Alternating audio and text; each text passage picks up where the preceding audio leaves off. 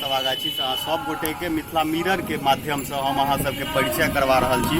मिथिलांचल के विभिन्न तरह के युवा सब, विभिन्न तरह के विद्वान सब, वही के सिलसिला के आगा बढ़बैत हमरा सबके संगे आइ यही कवि गोष्ठी के आयोजन भेल छलैया और ओकर जे मुख्य कर्ता धर्ता छथि मैथिल प्रशांत, हुनका से बातचीत करब। वह आइ जे आयोजन छलै ओ करवेलथि है और ई की कतऽ आगू लऽ जाइ छै मिथिलांचल के संस्कृति के और ई सभ्यता के, ओकरा बारे में हिनका से बातचीत करब। बहुत बहुत स्वागत है अहाँके मिथिला मिरर में। की कहऽ चाहबै सौराठ सभा के बारे में? सबसे पहले बहुत बहुत धन्यवाद। सबसे पहले कहऽ चाहब जे हमर सबके दूटा युवा के छलै जे उच्चैठ कालिदास के डीह पर ई हमर सबके आयोजन होइत आयल छलै। नवम बैसारी है जाहिमे हम आ अक्षय आनंद सनी दुनू गोटा के बराबर सहभागिता है।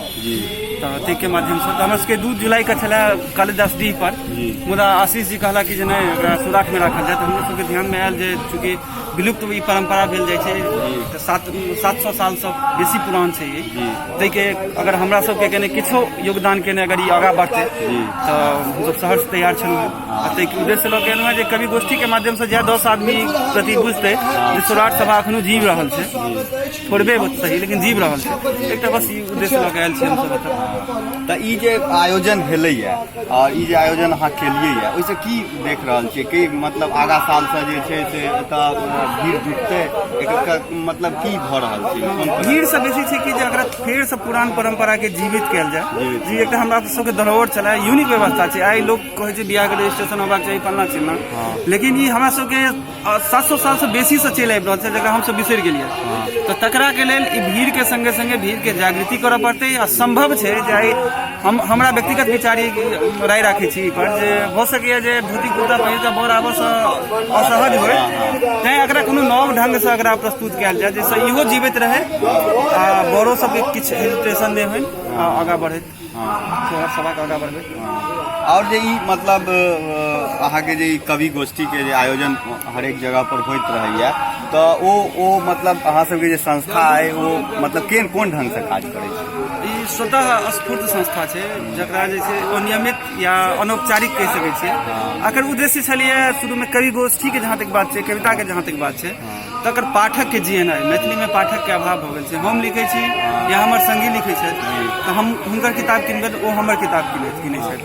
ताहि चीज के तोड़बाक लेल जे सामान्य पाठक किताब के खरीदे आ ओकरा मैथिल साहित्य में जे छै जागृति आने के लेल पढ़ऽ के परंपरा के फेर से जियाब। कारण अहाँ के टीवी देख लिअ, मोबाइल अहाँ चालू कऽ लिअ, जे संस्कार अहाँ के किताब देत ओ किन्नहु नहि टीवी या मोबाइल अहाँ के देत, इंटरनेट देत, ओ किताबे अहाँ के संस्कार देत, नैतिकता। तो हम चाहब और एतऽ के संचालक समिति छै वो चाहत जे अहाँ सब कंटिन्यू एतऽ सौराठ सभा में रहिए, अगलो साल रहिए और अपन जे ई मतलब जे अहाँके कार्यक्रम होइया ओकरा आगू बढ़बैत रहिए। किछु अहाँके मुँह से कविता के रूप में सुनै एखन तऽ याद नहि है चूँकि हमर मोबाइल ओतै छुटि गेलियै। विभिन्न माध्यम से ओना हमसब प्रयास रहत जे सौभाग्यशाली चीज हमरा सबके आयोजक महोदय प्रफुल्ल चंद्र झा समय देला तऽ मंच के व्यवस्था करबेला, बहुत सुंदर ढंग से ओकरा समायोजित करबेला।